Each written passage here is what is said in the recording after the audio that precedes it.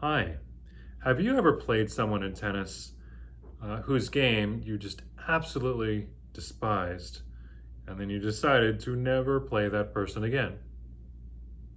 Hands up if that's you. That was me, actually. And let me tell you why now that was a mistake. Might be strange telling this story now since we're all quarantined, but I'll tell it anyway because this will be applicable for whenever all this quarantining is done and we can get out and be normal again. So this is a tennis lesson, pun intended. Recently, I had the opportunity to play someone in tennis who I hadn't played in about 5 years.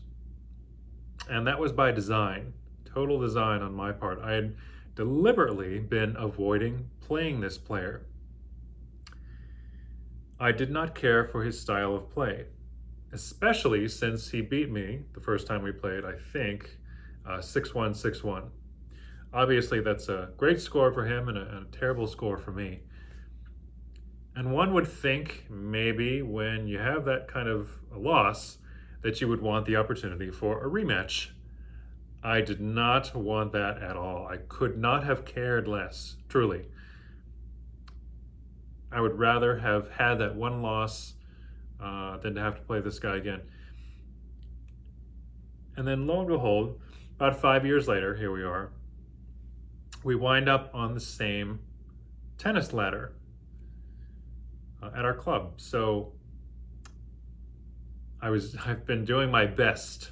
I had been doing my best for several months there, avoiding or doing my best to stay as far as I away as I could from him on the ladder. And eventually, law of averages, he's gonna creep up eventually, and he did.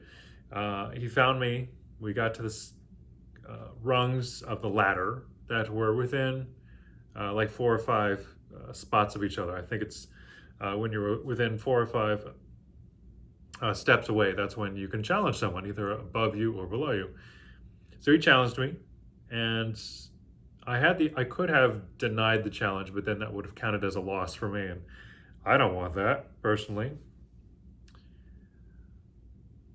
So then I was thinking, my initial thought, oh man, I got to play this guy again. I'm not going to enjoy this at all because his game, one might describe as junk tennis.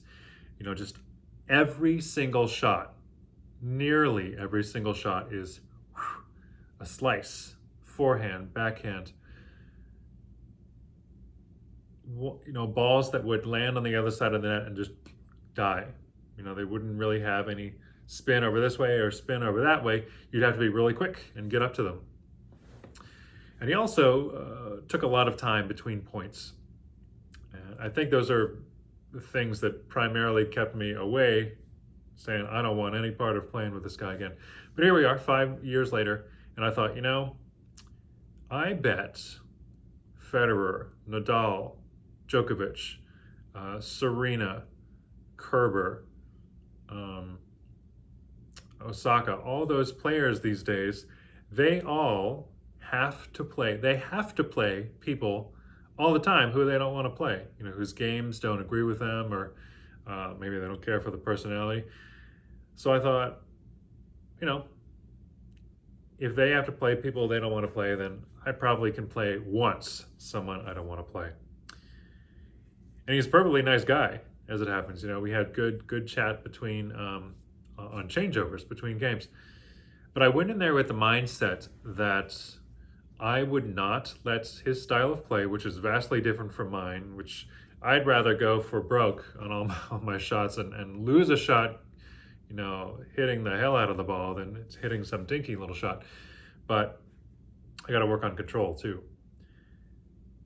But I went in with that attitude, don't let his style and his little quirks get to you. So I knew that going in. And also I just told myself, focus, just have that laser focus that you see so many players have. You can't tell if they're winning or losing. So that wound up, thankfully for me, being a winning strategy. And I think I won something like 6-4, 6-3. So, of course, I was very happy about that.